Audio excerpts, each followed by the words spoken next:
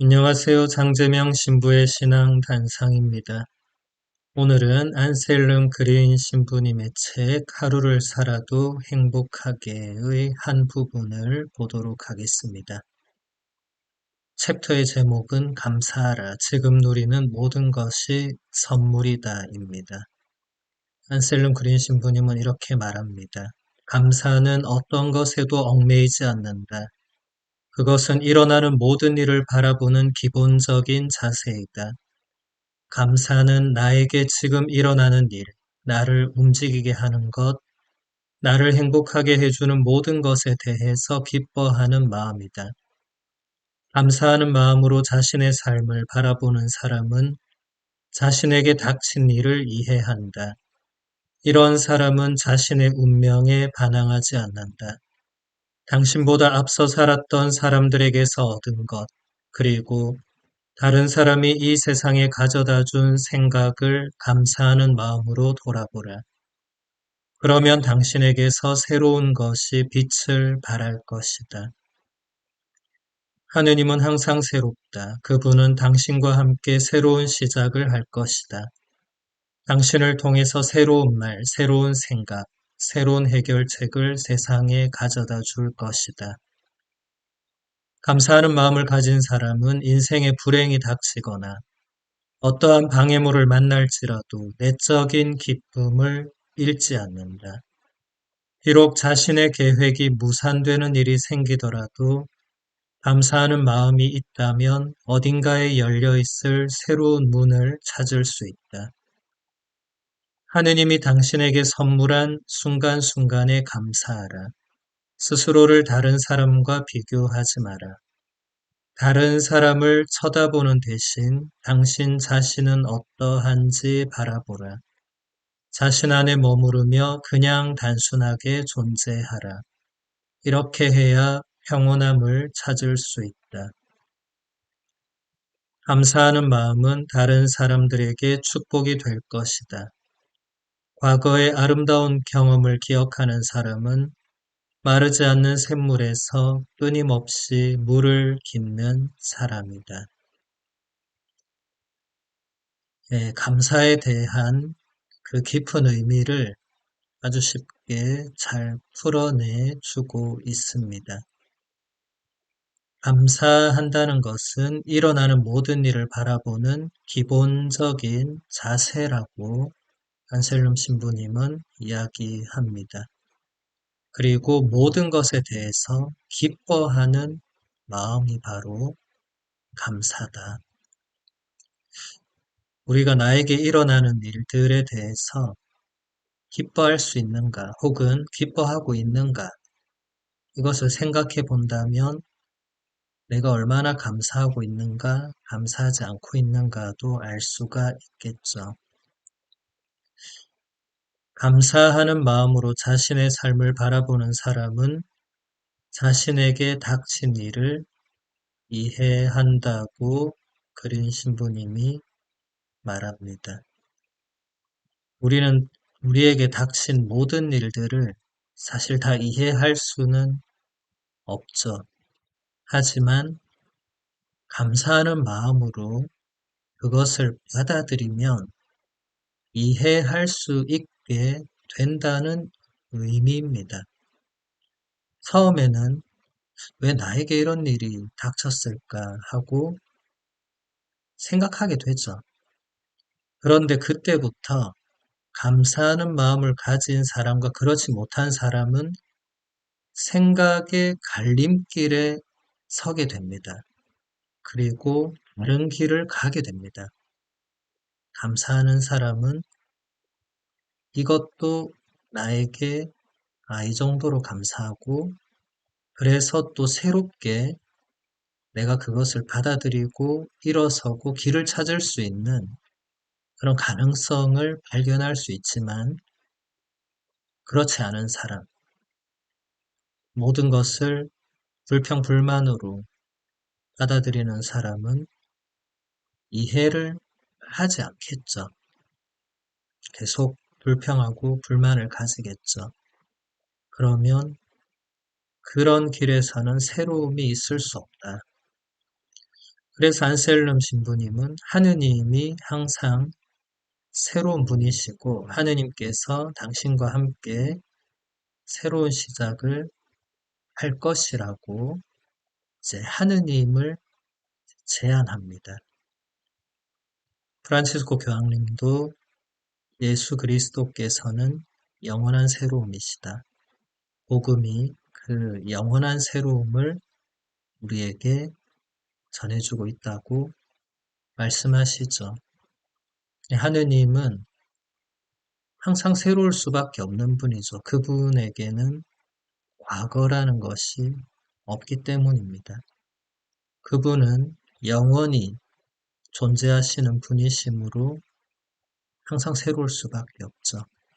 그래서 우리가 하느님과 함께 있다면 우리도 항상 새롭게 시작할 수 있습니다. 그래서 하느님께서는 구약 성경의 많은 예언자들을 통해서 나는 이제 더 이상 너의 과거를 기억하지 않는다. 이런 말씀을 하시죠. 새롭게 시작할 수 있는 길을 열어주시는 분입니다.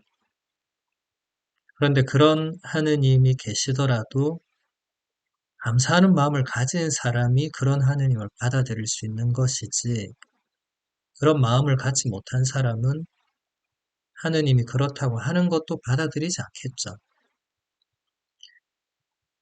안셀름 신부님은 감사하는 마음을 가진 사람은 인생의 불행이 닥치거나 어떠한 방해물을 만날지라도 내적인 기쁨을 잃어버리지 않는다고 이야기합니다. 비록 자신의 계획이 무산되는 일이 생기더라도 감사하는 마음이 있다면 어딘가에 열려있을 새로운 문을 찾을 수 있다고 말합니다.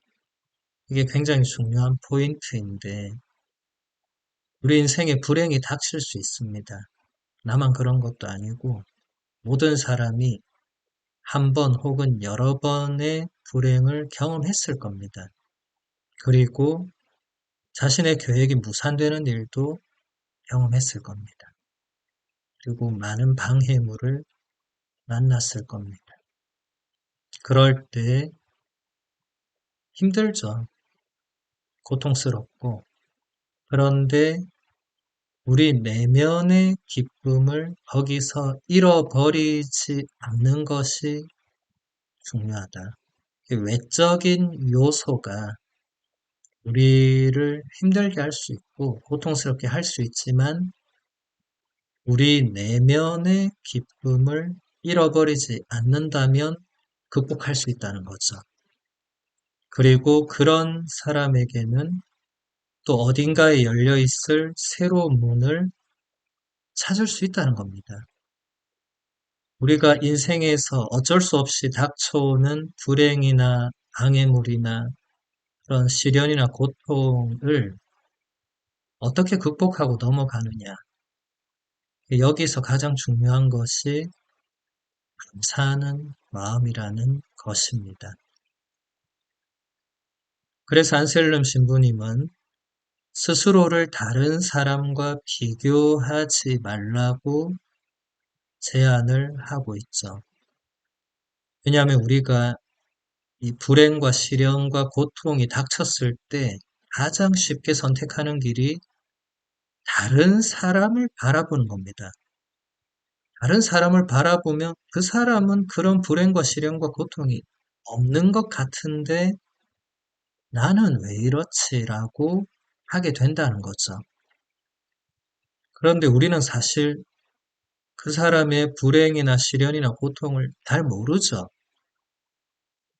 사실 잘 모르는 정도가 아니라 아예 모를 수도 있습니다. 그 사람이 말하지 않고 표현하지 않고 드러내지 않는 이상은 사실 모릅니다. 그냥 보면 행복해 보일 수 있는 거죠. 그러면 그 비교의 결과로 나는 불행해지는 겁니다. 그러면 감사할 수가 없고 평온할 수가 없는 것이죠. 그래서 비교를 하면 안 된다. 저도 자주 비교는 불행의 시작이라고 말해왔습니다. 비교하는 순간부터 행복하기는 어렵겠죠. 좋은 비교든 나쁜 비교든 다 마찬가지입니다. 자신에게 집중하고 그냥 단순하게 존재해서 평온함을 찾고 내면의 기쁨을 잃어버리지 않고 이렇게 나아가야 되는데 비교하기 시작하면 자신에게 집중하지 않고 상대방의 그 외적인 요소를 바라보면서 자신의 내면을 잃어가게 되는 불행하죠. 그래서 비교하면 그 불행의 늪에 빠져들 수밖에 없습니다. 그러면 새로움을 찾을 수가 없는 것이죠. 그래서 감사하는 마음이 굉장히 중요하다. 우리는 또 감사해야 될 대상이 있어야 됩니다. 다행히 우리 신앙인들에게는 하느님이 계시죠. 하느님께서 나에게 이것을 주셨고, 이것을 이겨낼 힘을 주셨고, 그래서 우리는 하느님께 감사하면서 많은 어려움을 이겨내죠. 물론 신앙이 없는 사람, 하느님을 믿지 않는 사람도 감사할 수 있겠죠. 근데 대상이 없으면 그 감사하는 게 구체적이기가 어렵죠. 그리고 쉽게 감사하는 마음이 들지도 않을 것입니다. 하지만 우리 신앙인들은 하느님을 믿고 하느님이 나에게 주신 선물에 감사하고 하느님께서 내가 원하지 않았지만 허락하신 시련과 고통에 대해서도 감사할 수 있죠.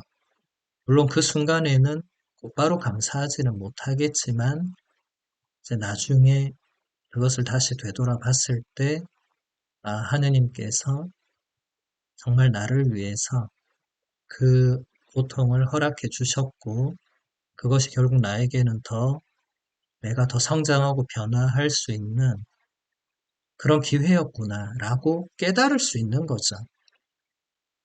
이것도 결국 근본적으로는 그 감사하는 마음, 그래도 하느님께 감사하다고 말하는 그런 자세가 결정적입니다.